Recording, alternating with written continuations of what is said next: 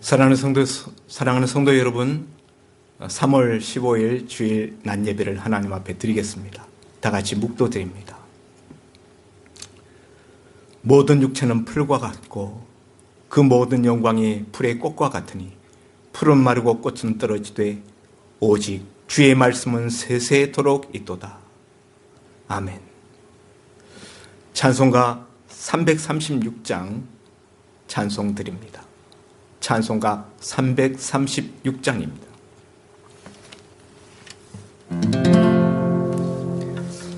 환난과 핍박 중에도 성도는 신앙 지켰네. 이 신앙 생각할 때에 기쁨이 충만하도다. 성도의 신앙 따라서 죽도록 충성하겠네. 복중에 매인 성도나 양심은 자유 얻었네.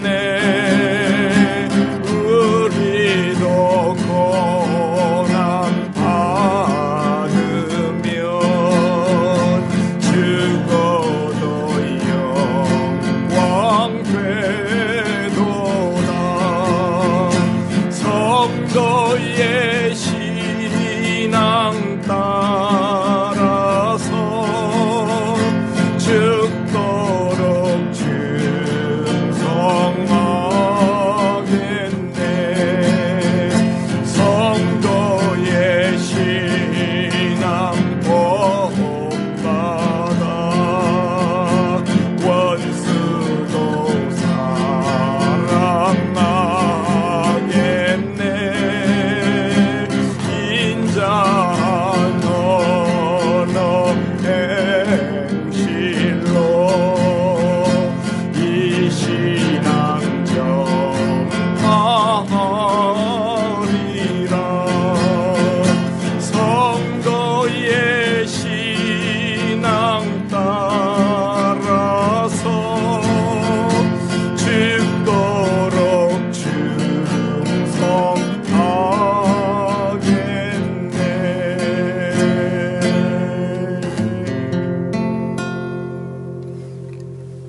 하나님의 말씀을 봉독하겠습니다.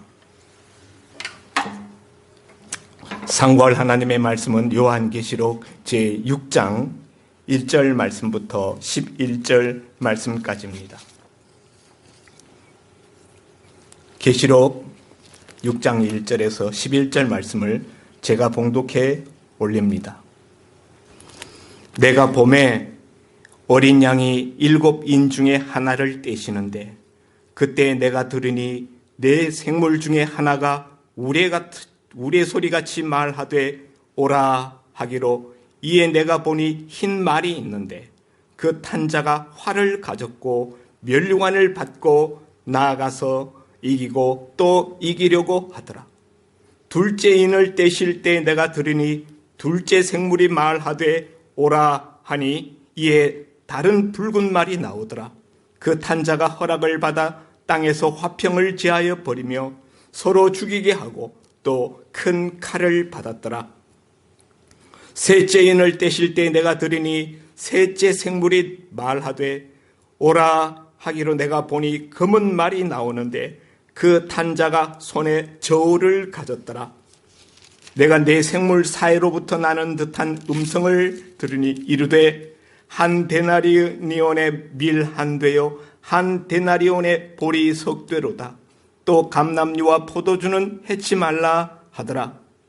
넷째 인을 떼실 때 내가 넷째 생물의 음성을 들으니 말하되 오라 하기로 내가 봄에 청황색 말이 나오는데 그 탄자의 이름은 사망이니 음부가 그 뒤를 따르더라.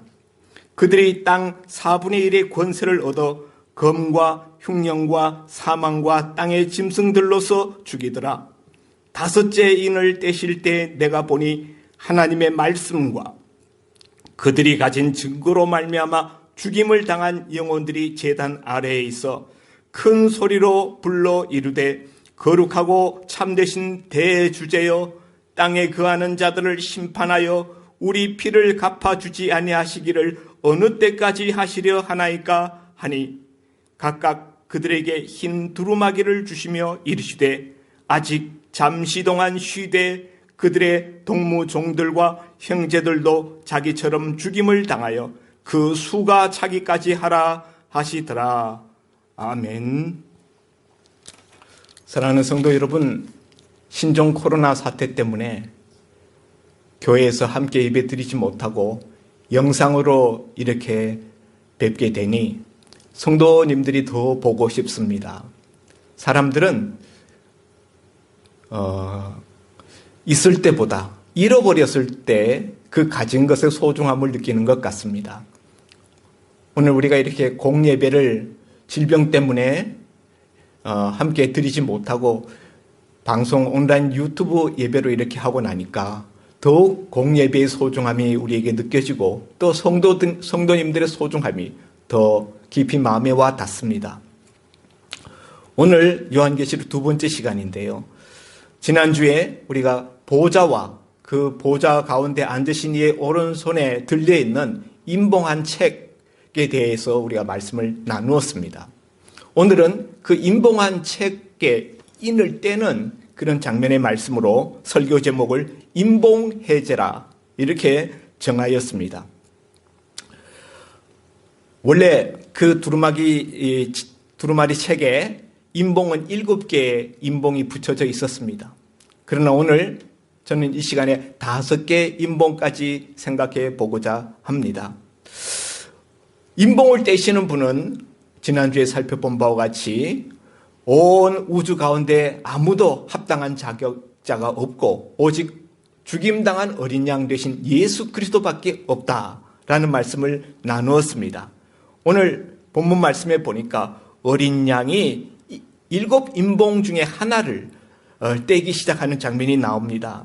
이 임봉을 뗀다라는 말은 무엇인가 하면은 다가올 종말의 징조들을 나타낸다라는 그런 뜻이 되겠습니다. 오늘 7 임봉 하나를 어린 양이 떼실 때 들으니 내 생물 중에 하나가 우레 같은 소리로 말하되 오라 이렇게 외칩니다. 여기 내 생물은 어떤 생물일까요? 여기 나타나는 내 생물은 아마도 천사장일 거라고 생각합니다. 천사들 중에서 가장 높은 계열에 있는 천사장. 그 천사장이 오라 우레 같은 소리로 말했다. 온 우주 끝까지 펼쳐질 정도로 큰 우레 같은 소리로 오라 이렇게 어린 양이 인을 뗄 때마다 내 생물 중 하나가 나와서 소리를 칩니다. 첫 번째 그 오라라는 음성이 있고 난 다음에 보니까 2절에 흰 말이 나왔어요. 오늘 이제 임봉을 떼는 이 과정 속에서 보면은 4말이 출현합니다. 첫 번째 말이 흰 말이 나오고요. 그리고 그 말과 동시에 그 말을 탄 자가 나옵니다. 그런데 그 말 탄 자의 모습은 면류관을 받았고 그리고 나가서 이기고 또 이기려고 하더라. 자, 여기 흰말. 당시의 사람들은 흰말 그러면은 어떤 생각을 했는가 하면은 로마의 개선 장군이 승리하고 돌아올 때에 개선문을 통과할 때 보면 흰말을 타고 나와요. 여러분 혹시 당시 로마 영화들을 보셨으면 그런 장면들을 여러분이 보셨을 것입니다. 전쟁에 승리하고 개선 장군이 돌아올 때 백마를 타고 개선문을 통과해 들어오지요. 여기서 흰말이라는 것은 밑에 보면 이기고 또 이기려고 하더라 하는 것처럼 승리하는 어떤 그런 모습과 관계가 있습니다. 그런데 희다라는 말은 깨끗하다라는 의미도 갖고 있죠. 그런데 그 말을 탄 자가 활을 가지고 있었다. 활을 가지고 있었다. 성경에서 활이라는 것은 하나님의 백성을 대적하는 그런 무기로서 활을 지칭합니다. 로마 황제들은 자신들을 아폴로 신의 후예라, 아폴로 신의 아들이라 이렇게 지칭했어요. 아폴로 신의 무기가 뭡니까? 활이죠. 예. 그래서 여기 활을 가졌다. 어떤 사람들은 이 흰말 탄 자를 요한계시록 19장에 나오는 백마를 타신 예수 그리스도를 가리킨다. 그렇게 말씀하는 분들도 있습니다만은 여기 흰말을 탄 자는 요한계시록 19장에 나오는 백마를 타시는 예수님과는 다른 존재입니다. 많은 분들이 이걸 오해하고 예수 그리스도라고 이렇게 해석하는 분들도 많이 있는데요. 이후에 나오는 붉은 말, 검은 말, 또 청황색 말 이런 말들은 다 재앙을 가져다 주는 그런 존재들이죠. 그런 그 맥락 속에서 이 본문을 이해해야 됩니다. 그리고 여기 면류관을 받았다. 여기 면류관은 요한계시록 19장에 나오는 백마를 타신 예수 그리스도 재림주, 심판하시는 심판주 예수님이 쓰고 있는 면류관과는 다른 관이에요. 원어적으로 보면은 여기 나오는 이 관은 스테파노스라는 관으로서 우리가 올림픽에서 승리한 사람들이 월계수 관을 쓰는 것과 같은 그런 화관이에요. 이긴 자에게 주는, 승리한 자에게 주는 그런 기념관이죠. 반면에 요한계시록 19장에 나오는 예수님이 쓰신 그 관은 스테파노스가 아니라 디아테마타라는 그런 관으로서 왕들이 쓰는 왕관입니다. 그래서 쓰고 있는 이 관 자체가 다르다. 그리고 들고 있는 무기도 달라요. 계시록 19장에 나오는 심판주 되신 예수님은 흰말을 타신 것은 맞습니다만은 그 손에, 그 입에 칼인, 검이 나오죠. 검. 입에서 검이 나오는. 그래서 여기는 활을 가지고 있는 존재. 활은 하나님의 백성을 대적하는 무기라고 그랬죠.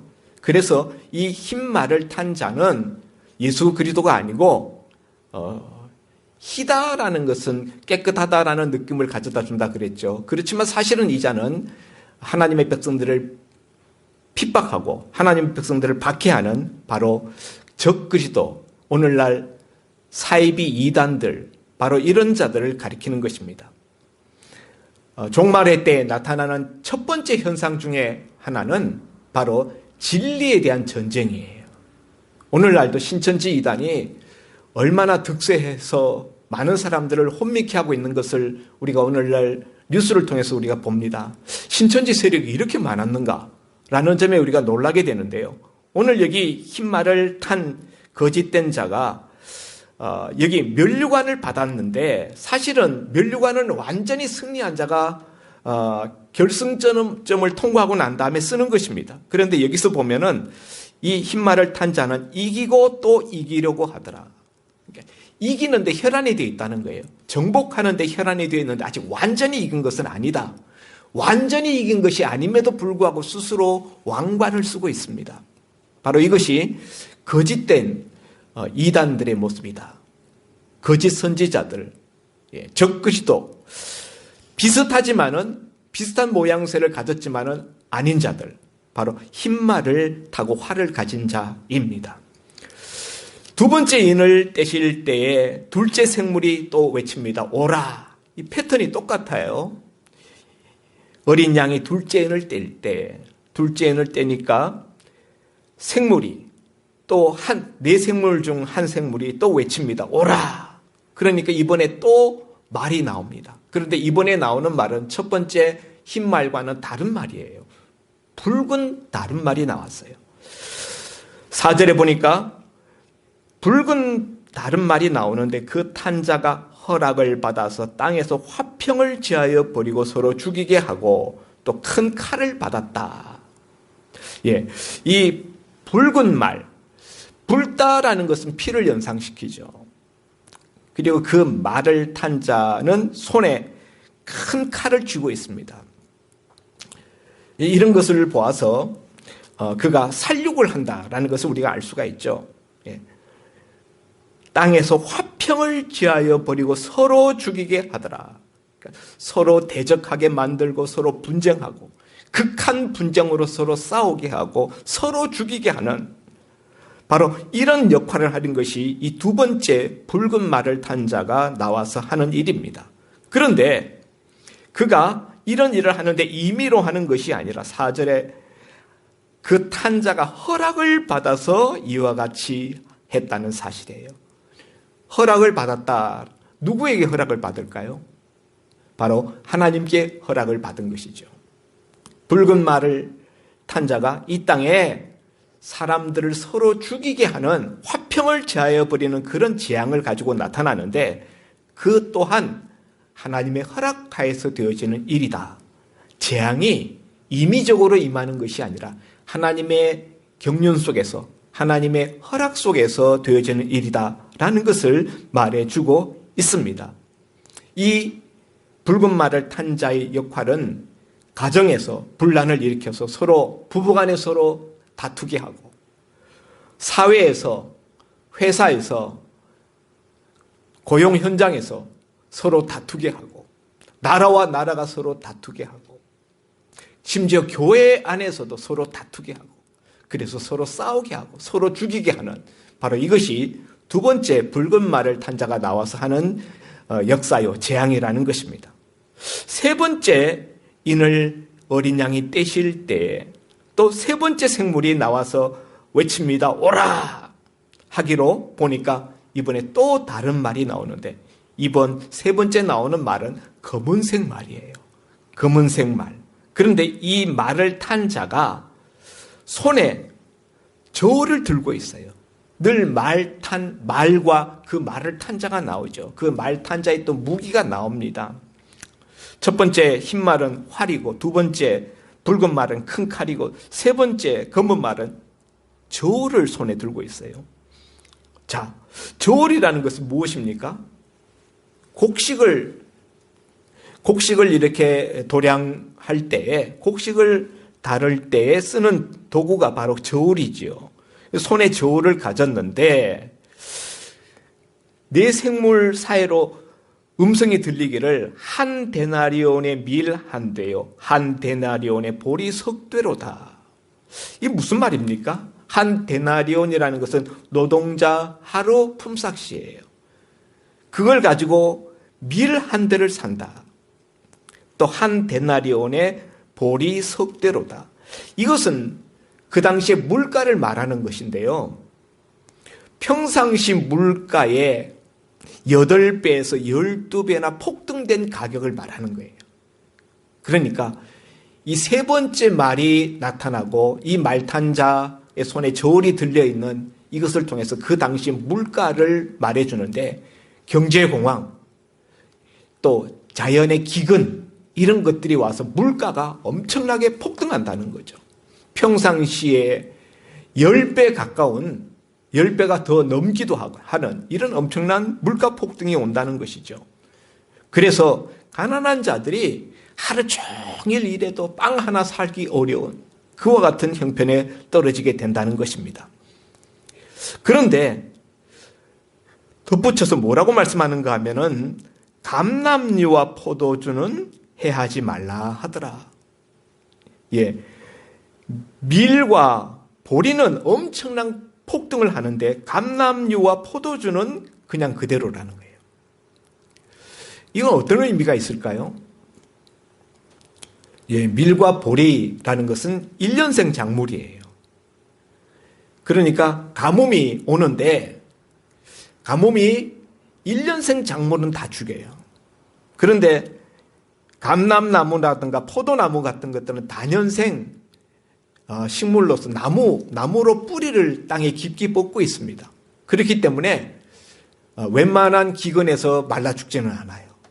그래서 기근이 오기는 하는데 그 기근이 모든 나무들까지 다 죽일 정도는 아니고 1년생 식물, 밀과 보리는 죽지만은 감람나무와 포도나무는 죽지 아니할 정도의 그런 기근이다라는 것이죠. 무슨 이야기인가 하면은 하나님이 기근의 재앙을 주시는데 그 재앙의 한계를 정하고 계시다는 거예요. 또 이와 같은 재앙이 밀과 보리를 먹는 사람들은 가난한 사람들이에요. 반면에 감람류와 포도주는 이것은 돈 많은 부자들이 주로 먹는 것입니다. 그래서 가난한 자들은 생존 자체가 어려워지지만은 부자들은 큰 타격을 받지 않게 되는 그런 상태를 말하는 것입니다. 세 번째, 검은 말의 기근과 경제 불황의 재앙을 말한 것입니다. 그런가 하면은 네 번째 인을 어린 양이 떼시게 될 때에 넷째 생물이 또 오라 외쳤더니 이번에 또 다른 한 말이 나오는데 청황색 말이 나옵니다. 우리 성경에 청황색이라 했는데 여러분 언뜻 생각이 어떤 색인지 잘 안 들지 모르겠습니다. 쉽게 이야기하면은 시체의 색깔이다. 푸르쭉쭉한 곰팡이 색깔 같은 푸르쭉쭉한 시체빛. 그것이 오늘 여기 8절에 말하는 청황색 말의 색깔입니다. 그 말도 탄 자가 있어요. 그 말 탄 자의 이름은 사망이라 그랬어요. 사망. 그러니까 왜 푸르쭉쭉한 시체 색깔인지 알겠죠? 예. 음부가 그 뒤를 따르더라. 음부라는 것은 죽는 자가 가는 곳이죠. 예. 사망이 그 이름이고 죽는 자들이 들어가게 되는 음부가 그 뒤를 따르더라. 저희가 땅 4분의 1을 해할 권세를 얻었다.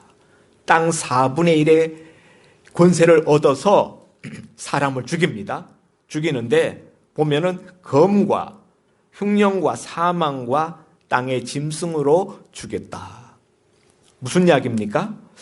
이 네 번째 말은요, 청황색 말은 앞에 세 가지를 다 종합하고 있는 그런 느낌이 듭니다. 기근과 또 앞에 큰 칼을 받았던 두 번째 붉은 말, 세 번째 손에 저울을 들었던 기근을 몰고 오는 검은 말, 이런 것들을 함께 다 지금 아우르고 있는 듯한 그런 느낌이에요. 무슨 말인가 하면은 앞에 재앙보다도 더 심한 재앙을 말하는 거예요.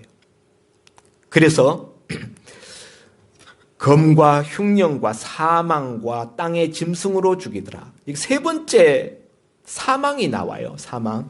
그런데 앞에 사망이라는 말이 이미 나왔잖아요. 그 청황색 말의 이름이 사망이라. 그 말 탄 자 이름이 사망이라 했는데 죽이는 수단, 방법을 이야기하면서 또 사망이 나와요. 근데 여기 나오는 이 사망이라는 이 단어는 사실은 질병으로 말미암는 그런 사망을 말하는 거죠. 그래서 전염되는 질병을 말하는 거예요. 다른 말로 번역할 수 있는 거예요. 질병이라고 이렇게 번역할 수도 있는 그런 단어입니다. 그래서 검과 흉령과 질병과 땅의 짐승으로 죽였다. 이렇게 생각하시면 좋겠습니다. 자, 우리가 지금 신종 코로나 바이러스 때문에 세계적으로 많은 사람들이 지금 죽어가고 있습니다. 앞으로 얼마나 많은 사람들이 더 죽을지 모르겠습니다. 이것이 온 지구 땅의 사람들에게 지금 공포를 가져다 주고 있습니다.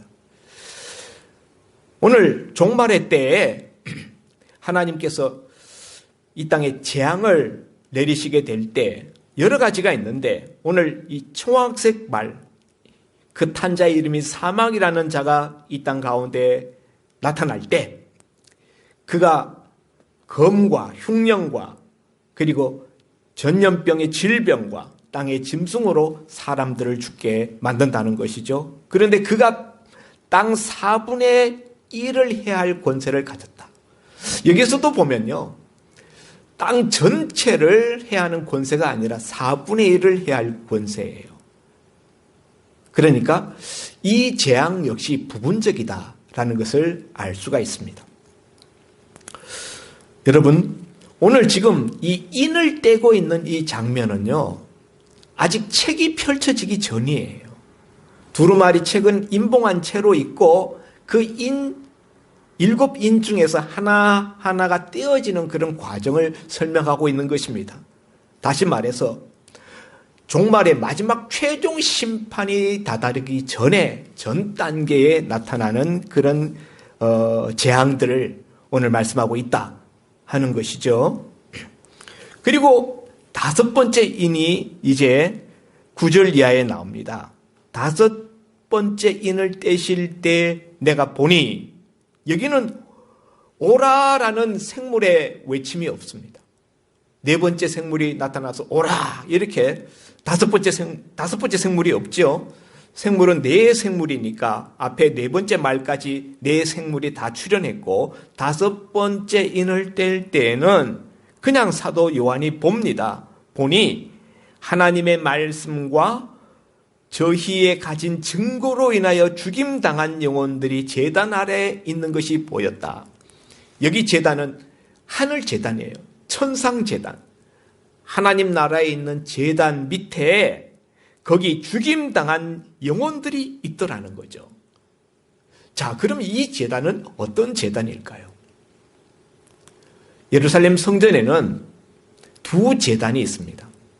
성전 마당 뜰에 거기에 양을 잡아서 혹은 황소나 염소를 잡아서 하나님 앞에 번제로 불사르는 그 번제 제단이 있어요. 그런가 하면은 성전 안에 들어가면은 지성소 들어가는 휘장 앞에 하나님 앞에 분향하는 분향 제단이 있습니다. 바깥에 있는 번제단, 짐승을 잡아 불사르는 번제단은 놋제단이고요. 성소 안에 있는 그 분향단은 금으로 되어 있는 금향단입니다. 그러면 여기에 하늘에 있는 이 제단이라는 것은 무엇인가? 이것은 번제단은 아니고 금향단이에요. 왜냐하면은 하늘나라에서는 제사 드릴 필요가 없어요. 그리스도 예수께서 완전한 제물이 되어서 단번에 하나님 앞에 완전한 제물로서 모든 제사를 종식시켰기 때문에 더 이상의 그런 번제단이 필요가 없는 것입니다. 때문에 하나님 나라에는 성도들의 기도가 담겨지는 그것을 상징하는 금향단 제단이 있을 뿐이지 짐승을 잡아서 바치던 그런 그 번제단은 없는 것입니다. 그러므로 오늘 여기에 나오는 이 제단이라는 것은 바로 향단 제단이에요. 향단. 그런데 그 향단 제단 아래 죽임을 당한 영혼들이 있었다. 다시 말해서 순교자들이죠. 순교자들. 자, 그런데 그들이 큰 소리로 불러 가로되 거룩하고 참되신 대주제여. 누구를 향해 부르는 겁니까? 보좌에 계신 하나님을 향하여 부르는 거죠. 뭐라고 불러요? 거룩하고 참되신 대주제여.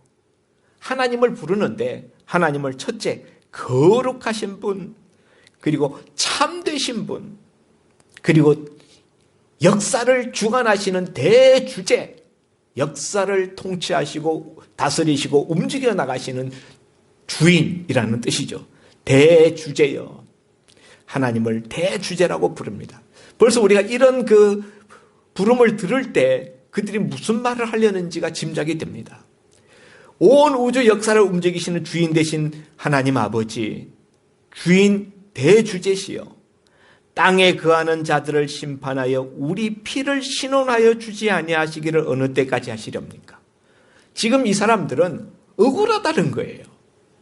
이 땅 가운데서 하나님을 섬기는 신앙생활을 해나가는 중에서 이 땅 가운데서 너무나 억울한 일을 많이 당했어요. 억울한 피를 흘리고 죽임을 당했습니다. 그래서 자신들의 이와 같은 억울한 형편, 이것에 대해서 하나님이 언제 그 피값을 갚아주겠냐는 거죠. 하나님께 그 보복을 호소하고 있는 것입니다. 자, 이러자 뭐라고 하나님이 대답합니까? 11절에 보니까 하나님께서 저희에게 흰 두루마기를 주시며 가라사대 아직 잠시 동안 쉬되 저희 동무종들과 형제들도 자기처럼 죽임을 받아 그 수가 차기까지 하라 하시더라. 예, 하나님은 첫째 이 제단 밑에서 부르짖는 죽임당한 영혼들을 향하여서 흰 두루마기를 주셨어요. 흰 두루마기. 흰 두루마기는 희다라는 것을 순결하다, 깨끗하다, 혹은 승리, 이런 것을 나타내는 의미다 그랬어요.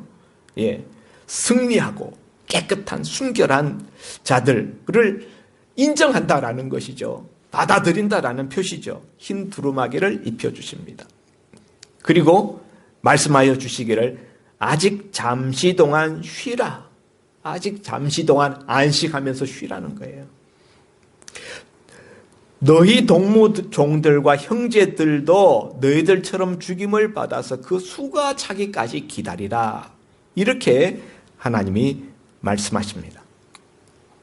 자, 여러분, 오늘 이 본문을 잘 해석해야 돼요. 여기 제단 밑에 있는 이 죽임당한 영혼들을 순교자들만으로 보아야 하는가 하는 거죠. 만일 그렇게 본다면은 오늘 저희 동무들도 너희처럼 죽임을 받아 그 수가 차기까지 하라 하시는 이 말씀을 가지고 어떤 극한적인 그런 선교 단체에서는 하나님이 순교자의 피를 다 채워야만 이 세상의 마지막 종말이 오기 때문에 우리가 빨리빨리 순교해서 하나님의 종말의 때를 우리가 앞당겨야 된다 해서 순교를 사명처럼 여기면서 순교지로 달려가야 된다라고 말하는 사람들이 나타나게 되는 것이죠. 예. 여기서 하나님께서 그 수가 차기까지 하라라는 말씀은 순교자가 정말 하나님이 계획한 설정한 그 숫자가 다 차야 된다라는 그런 의미가 아니라 성도들의 받는 고난이 하나님이 정한 어떤 분량에 다다를 때까지 하나님이 마지막 때를 유보하고 계신다는 그런 의미예요. 최종 하나님의 심판, 마지막 최종 심판의 때를 하나님이 지금 유보하고 계신다. 그런데 그때까지는 성도들이 이 땅 가운데서 고난받는 시간이 계속 진행되게 된다는 그런 의미를 가지고 있는 것입니다. 그래서 그때까지 너희가 쉬고 있으라. 이런 의미로서 주신 말씀이지 이것이 꼭 순교자들의 숫자를 하나님이 정해놓고 그것을 통해서 마지막 때가 오게 한다라는 의미로 받아들여서는 안 된다라는 거죠. 그러면은 여기 이 죽임당한 영혼들은 꼭 순교자들만이 아니라 물론 순교자를 포함합니다만은 이 땅 가운데서 사도 바울이 나는 날마다 죽노라 그렇게 고백했던 것처럼 순교적인 신앙을 가지고 이 땅 가운데서 그 믿음을 지키면서 오늘 여기 본문에 보면은 5절에 하나님의 말씀과 저희의 가진 증거로 인하여 그 증거를 인하여 죽임당했다 그랬어요. 죽임당한 이유가 뭡니까? 하나님의 말씀 때문에. 여기 하나님의 말씀이라는 것은 요한복음 1장에서 보면 말씀은 곧 그리스도라 그랬어요. 예수 그리스도 때문에 그리고 저희의 가진 증거를 인하여 그러니까 이 죽임당한 사람들은 증거자라는 거예요. 저희의 가진 증거, 그 증거를 계속했다는 거예요. 무슨 증거예요? 당시에는 로마 황제를 우리의 주, 우리 하나님 이렇게 외쳤던 그런 시대에 로마 황제가 아니라 오직 여호와 하나님만이 예수 그리스도만이 나의 주, 나의 하나님이시다라는 이 증거를 외쳤던 이 증거를 삶으로 실천했었던 바로 그것으로 인해서 죽임당한 사람들이라는 거죠. 성도 여러분, 오늘 이 말씀은 초대교회 순교자들도 1차적으로 말씀하는 것이지만은 오고 오는 모든 시대에 그리스도 안에서 신앙을 위하여서 순교적인 신앙으로 살아가는 모든 그리스도인들을 지칭하는 표현이에요. 그래서 여러분 우리는 예수 그리스도와 말씀이 되신 예수 그리스도와 그 예수 그리스도께서 나의 주, 나의 하나님이 되신다는 이 증거를 가지고 이 증거를 외치고 증언하고 증언할 뿐만 아니라 이 증언을 우리 삶을 가지고 살아가는 그런 순교자적인 신앙을 가지고 살아갈 때 우리들이 하나님 보좌 앞에 서게 된다는 사실을 말씀하고 있는 것입니다. 근데 여러분 이것이 우리에게 있어서는 하나님의 최종 심판이 우리에게 이루어지기까지는 아직 기다려야 된다는 거예요. 여기 아직 잠시 동안 쉬라. 아직 잠시 동안 쉬라. 아직은 종말의 마지막 최후 심판의 때가 이르지 아니하였다는 거예요. 그러므로 아직은 대기 상태. 여기서 여러분에게 한 가지 중요한 말씀을 드리고 마치려고 합니다. 여러분, 우리가 성경에 보면은 종말이라는 표현이 나와요. 종말, 다른 말로 또 말세라는 표현을 쓰기도 합니다. 종말, 말세.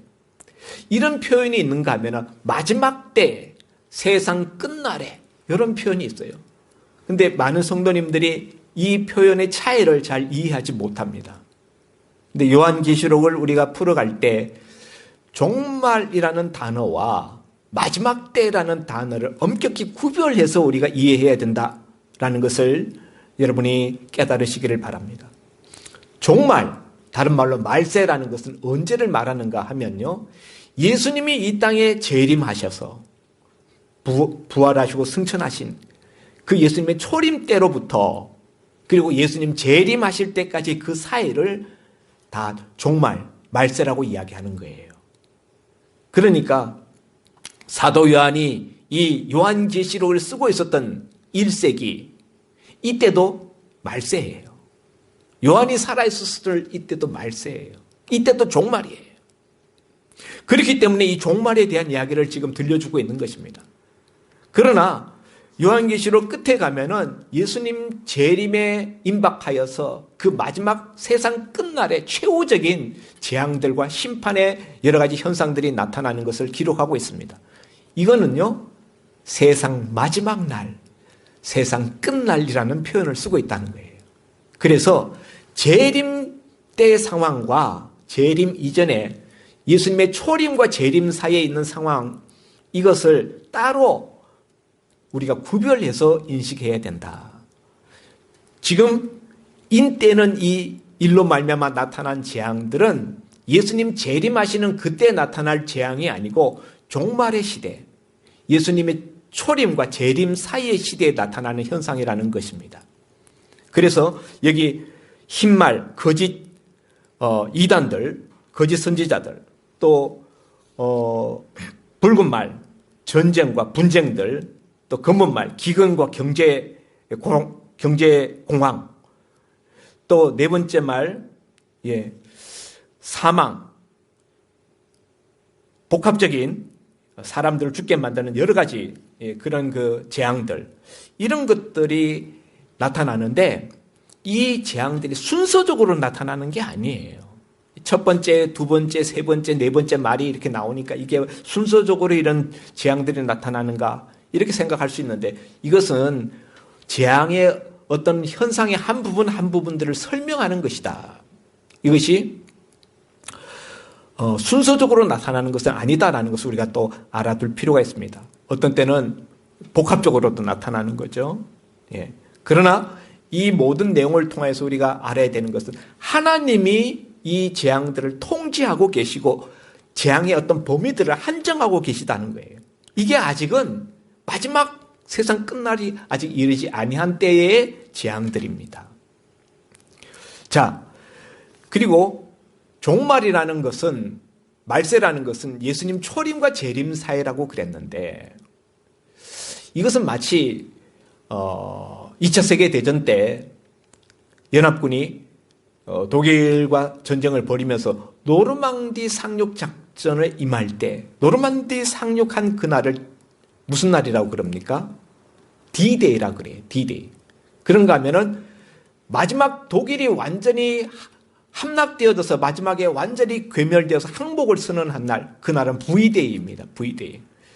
그러니까 노르만디 상륙 작전은 1944년 6월 6일에 상륙 작전이 벌어졌습니다. 그러나 이때 이 상륙 작전의 성공함으로 말미암아 결정적으로 이미 승리한 것은 마찬가지였어요. 그러나 실제적으로 완전한 승리가 쟁취되어진 것은 그로부터 약 1년 뒤인 1945년 5월 7일에 독일이 완전 항복을 하게 됩니다. 이른바 V-Day, 승리의 날이죠. D-Day와 V-Day 사이에는 시간적인 차이가 있죠. 그것처럼 예수님이 초림하심으로 말미암아 이미 예수님의 승리가 시작되었습니다. D-Day예요. 그렇지만은 최종적으로 승리하는 V-Day는 예수님의 재림 때에 완성되어지는 것이죠. 이런 의미에서 우리는 지금 어떤 시대를 살고 있는가 하면은 하나님 나라가 이미 임하였다라고 예수님이 말씀하셨잖아요. 이미 우리는 하나님 나라 가운데 우리가 살고 있습니다. 이미 우리는 종말의 때를 살고 있어요. 그러나 아직은 재림의 때가 아닙니다. 그래서 우리는 이미와 아직 그 사이에 우리가 존재하고 있다. Already, but not yet. 이미 그러나 아직. 그래서 우리는 종말을 기다리는 자가 아니에요. 우리는 이미 종말을 사는 자입니다. 많은 사람들이 종말을 점으로 생각합니다. 점. 근데 종말은 점이 아니고 종말은 선이다. 예수님 초림 때부터 재림까지의 이 선이 이게 종말이에요. 재림이라는 시점 그게 종말이 아니라 초림과 재림 사이 이미와 아직 사이를 살고 있어요. 그렇기 때문에 아직 잠시 쉬고 있어라. 아직 잠시 대기.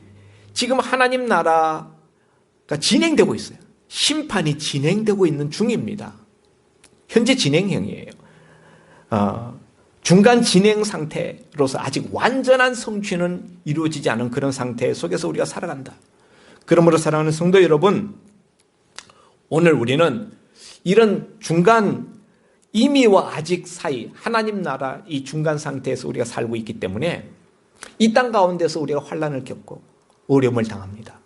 그러나 그럼에도 불구하고 우리가 인내로 믿음으로 이겨야 되는 것이 바로 하나님이 모든 것을 다 주관하고 계시고 하나님이 대주제시라는 사실, 그리고 그 마지막은 하나님이 당신의 백성들의 승리를 보장하는 V-Day, 그날이 우리에게 기다리고 있다는 사실, 이 사실을 우리가 깨달음으로 말미암아 소망과 위로를 받으시기를 바랍니다. 사도 요한은 이와 같은 사실로서 당시에 핍박 가운데 있었던 교회를 위로하고 격려하였던 것입니다. 바로 하나님이 준 소망이요 하나님이 주신 위로였던 것입니다. 기도하겠습니다. 하나님 아버지, 오늘 종말의 때 성도들은 어떻게 살아야 될 것인지, 오늘 인봉을 떼시는 예수님과 그 인봉 뗄 때 나타났던 종말 현상들을 통하여 우리가 말씀을 나누었습니다. 우리는 종말의 때를 기다리는 것이 아니라 이미 우리는 종말 속에서 살고 있다는 사실을 말씀을 통하여 나누었습니다. 그러나 아직 완전한 승리의 주님 재림하시는 그날이 우리에게 아직 도래하지 않았기 때문에 우리는 이 땅 가운데서 고난 가운데서 박해와 여러 가지 어려움 가운데서 아직은 기다려야 되는 입장이라는 것을 깨닫고 끝까지 어떤 형편에 있든지 간에 그 믿음의 그 표대를 굳게 붙들고 신앙의 다름질을 잘 달려갈 수 있는 저희들 모두가 되게 하여 주옵소서. 예수님 이름으로 기도하옵나이다. 아멘.